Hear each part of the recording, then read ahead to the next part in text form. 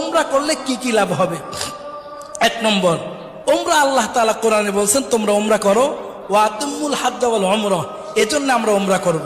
দ্বিতীয় নম্বর ফজিলত, নবীজি হজের আগে ওমরা করছে, এজন্য আমিও ওমরা করব।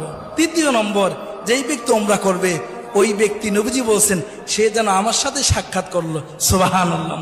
চতুর্থ নম্বরে ওমরার ফজিলত, যেই ব্যক্তি ওমরা করবে নবীজি বলছেন আমি তাকে সুপারিশ করে জান্নাতে নিয়ে যাব, সুবহানাল্লাহ। পঞ্চম নম্বরে, ওমরা করতে গিয়ে আমরা বাইতুল্লাহতে নামাজ পড়ি, 1 রাকাত নামাজে 1 লক্ষ রাকাত নামাজ পড়ার সওয়াব পেয়ে যাব, সুবহানাল্লাহ।